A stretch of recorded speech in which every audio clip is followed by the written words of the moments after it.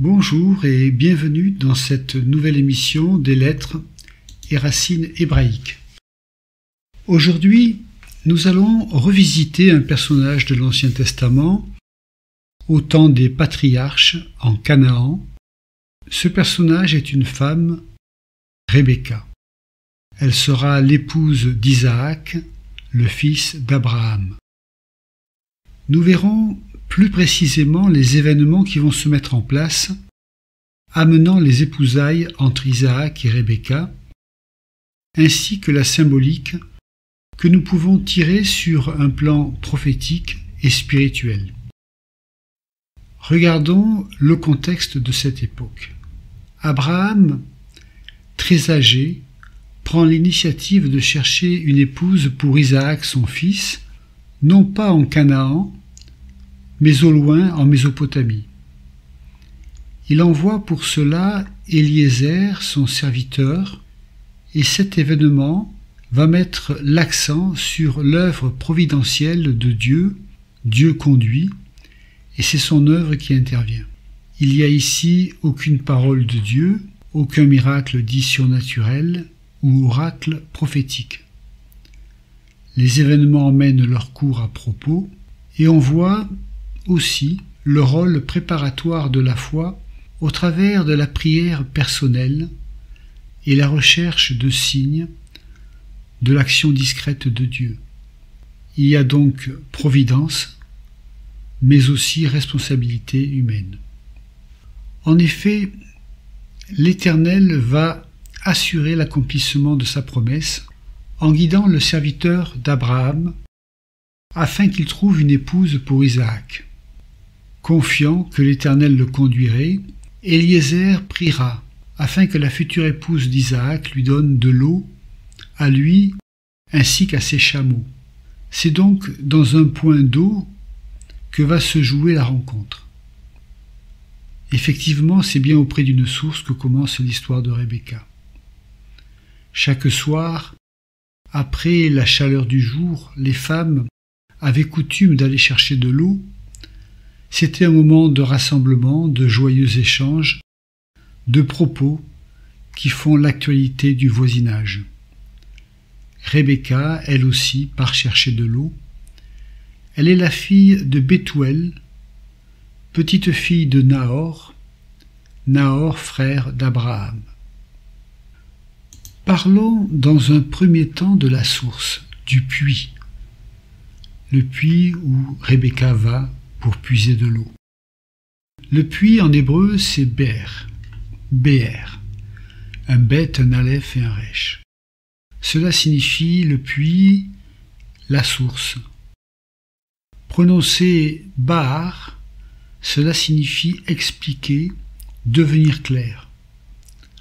On pourrait lire avec les lettres, le bet, aleph et resh, on pourrait le lire dans, bet, qui est une préposition en hébreu qui veut dire dans quoi? Dans la lumière, aleph, resh. La source, quelque part, est source de lumière. Tout devient clair. Rappelons que la source, en hébreu, correspond aussi à l'œil. Nous allons le voir avec justement la lettre hébraïque, le haïn, qui signifie l'œil, mais aussi la source. Donc il y a un rapport entre la source et la clarté, l'œil, c'est-à-dire l'ouverture vers la lumière. Effectivement, dans l'hébreu ancien, la source s'appelle l'œil de l'eau. C'est l'image d'un miroir dans lequel celui qui se penche se voit reflété. Il voit son image au travers du miroir de l'eau. Symboliquement, la source nous révèle donc ce que nous sommes nous-mêmes. Dans le désert, ce puits était un lieu de satiété, d'arrêt et de repos pour ceux qui traversaient le désert. Symboliquement, la soif qui décrit un désir spirituel ardent, Dieu est la source justement de ce désir, la source d'eau vive qui va étancher la soif de l'homme. Donc la lettre hébraïque qui nous parle de l'œil et de la source et la lettre Aïn. C'est dans le secret, dans la vision des profondeurs que se situe le Aïn. La vision, effectivement, ne peut se conquérir qu'en acceptant de descendre à la source de nous-mêmes. L'homme doit dépasser le conditionnement mental qui le retient et conquérir les différents champs de conscience pour atteindre sa terre intérieure, je dirais, ses racines. Et c'est à ce niveau-là seulement que l'œil spirituel va voir. L'œil sera ouvert au monde divin. Donc il y a toute une symbolique derrière le puits, la source, lieu justement où va jaillir les eaux vives qui vont étancher notre soif de Dieu et qui vont en même temps nous ouvrir les yeux, nous ouvrir à notre être intérieur. C'est ainsi que l'œil, quelque part, est le miroir de l'homme intérieur. Si l'œil est en bon état, c'est que l'homme intérieur est en bon état. Voilà une symbolique intéressante. Le puits, donc, est comme un lieu symbolique sacré. Origène, père de l'Église, dira « Seule l'âme qui sait tirer l'eau en abondance des profondeurs des puits, seule cette âme peut connaître les noces avec le Christ. » Origène fait un rapprochement entre l'âme qui sait tirer l'eau des profondeurs du puits et qui peut donc connaître les sources d'eau vive qui coulent du sein de Dieu par les noces avec le Christ. Effectivement, Jésus, qui se dit en hébreu Yeshua, pourrait se traduire avec les lettres qui composent le mot, le nom de Jésus, Yod, Shin, Vav et Haïn. Yeshua pourrait se lire ainsi: il y a là, Yesh, la source, Haïn. Dans le Christ Jésus, il y a justement la source d'eau vive. Revenons au texte et à l'histoire de Rebecca. Eliezer, le serviteur d'Abraham, va à l'arrivée de son périple faire reposer ses chameaux près d'un puits. En pleine réflexion face à la tâche qui lui est assignée, il prie pour que la providence divine l'aide à trouver l'heureux élu. Dans Genèse 24, versets 12 à 16, il est écrit, il dit « Éternel, Dieu de mon Seigneur Abraham, fais-moi, je te prie, rencontrer aujourd'hui ce que je désire, et use de bonté envers mon Seigneur Abraham. Voici, je me tiens près de la source d'eau, et les filles des gens de la ville vont sortir pour puiser l'eau. Que la jeune fille à laquelle je dirai « Penche ta cruche, je te prie, pour que je boive », et qui répondra « Bois, et je donnerai aussi à boire à tes chameaux », soit celle que tu as destinée à ton serviteur Isaac.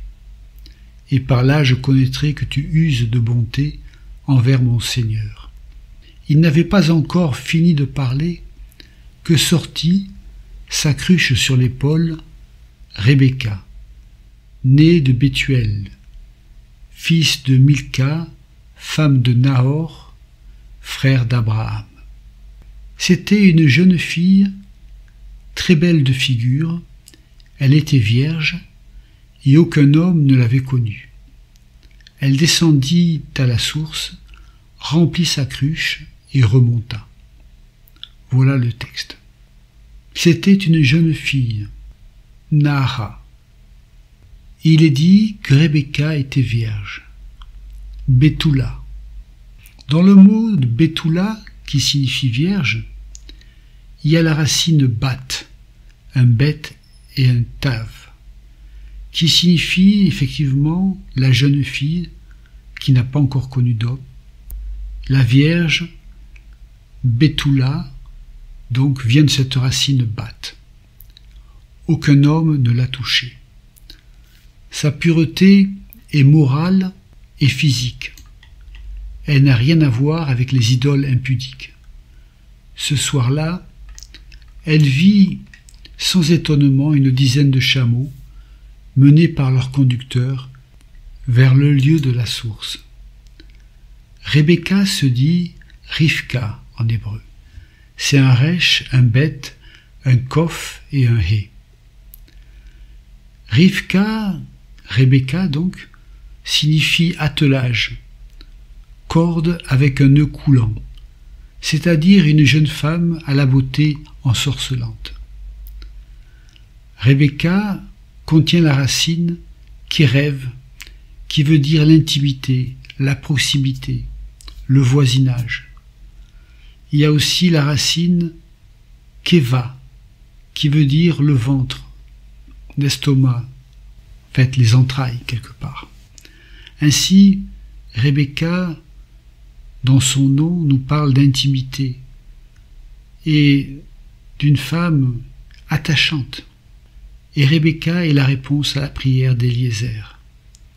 Car voici, elle s'empresse à servir Éliézer sans réserve ni délai, sans questionnement ni même étonnement. C'est comme un « me voici » des grands serviteurs de Dieu, acceptant sa vocation. Éliézer comprend la réponse. Il lui offre des présents, puis il sera reçu par la famille de la jeune fille. Cette famille est celle de Bathuel, le fils de Nahor. Alors il y a quelque chose de très beau derrière ce nom de famille. Cette famille est celle de Bathuel, il dit, fils de Nahor, frère d'Abraham. Bathuel, c'est un bet, un tav, un vav, un aleph et un lamed. Bathuel. On pourrait le lire, Bathuel, c'est la demeure de Dieu. Bet, elle, la demeure de Dieu, qu'on pourrait aussi lire par Bat-Ouel, la fille de Dieu, puisque la fille c'est un bet et un tav, qui est la racine aussi de bet, la maison, mais c'est aussi la fille, la jeune fille de Dieu. Donc Bathuel pourrait se lire la jeune fille de Dieu, et c'est justement là qu'il va y avoir la jeune fille de Dieu qui sera pour Isaac, Rebecca. Éliézer rencontre la famille. Il explique sa mission. Il est envoyé par Abraham, son Seigneur, pour donner une épouse à Isaac, le fils de la promesse. Rebecca aura le choix d'accepter ou pas. Elle acceptera, ayant l'attestation de Dieu dans son cœur.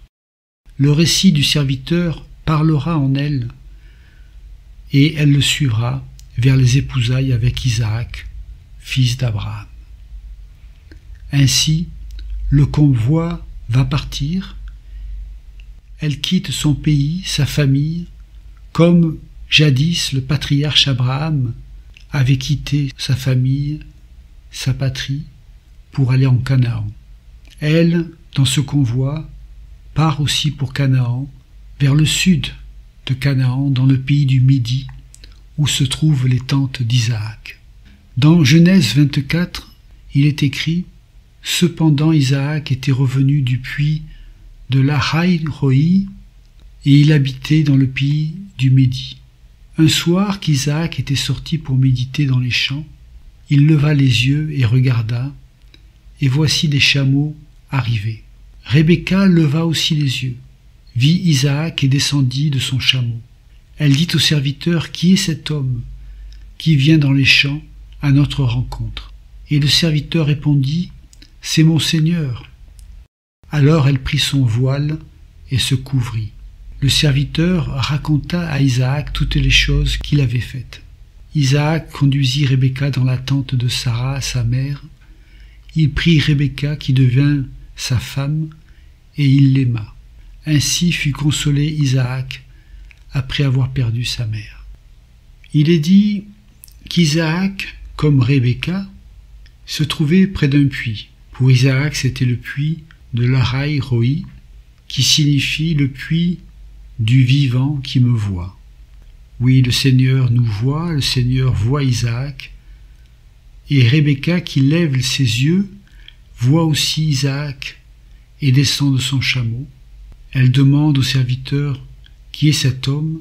et Éliézer répond « C'est mon Seigneur. » Le récit est sobre en ce qui concerne ce mariage.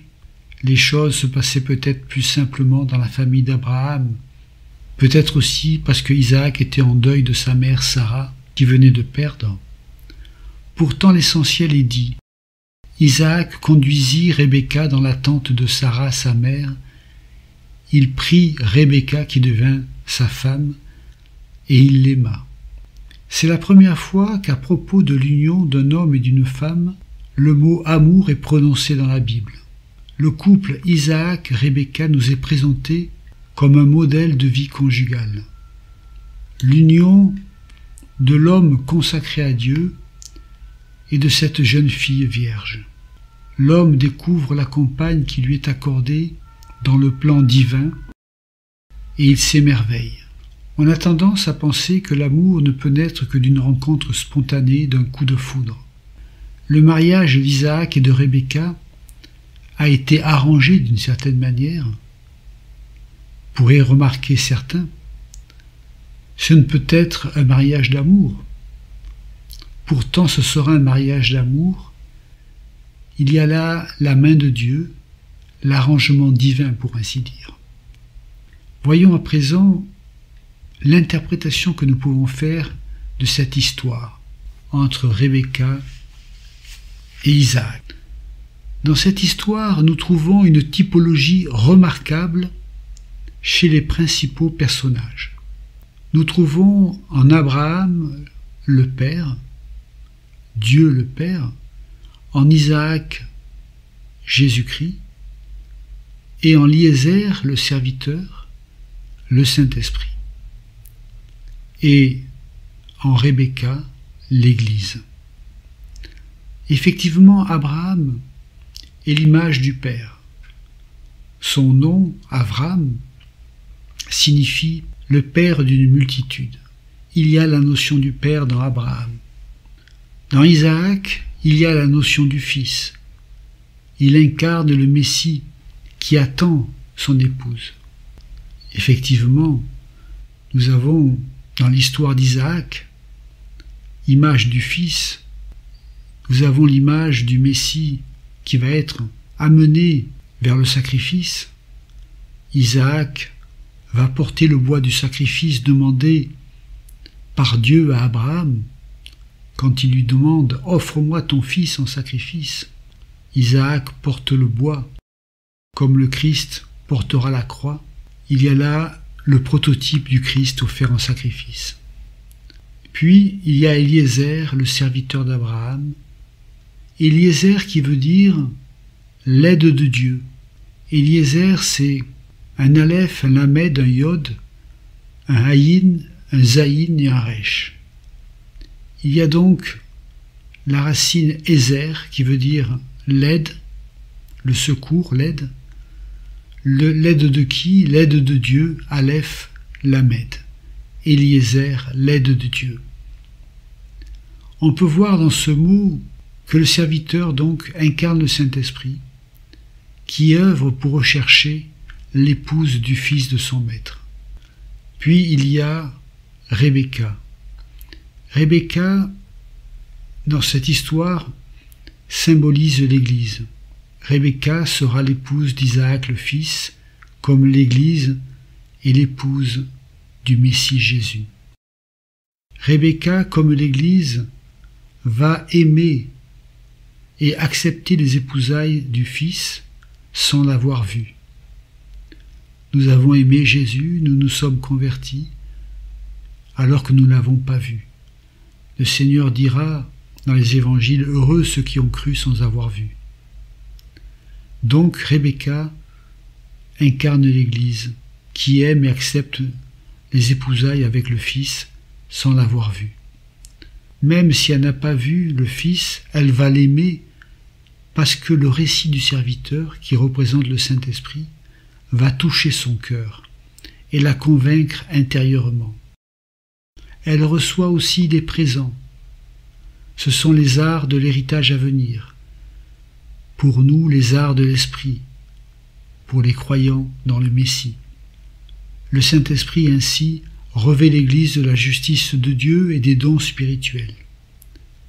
Rebecca quitte son pays par la foi pour rencontrer le bien-aimé sans l'avoir vu. Après le long voyage dans le désert, c'est la vision de loin, effectivement. Elle aperçoit, descend de sa monture et se voile, par respect et soumission dans l'amour. L'époux est venu à sa rencontre. Voilà. Que le Seigneur vous bénisse et à bientôt.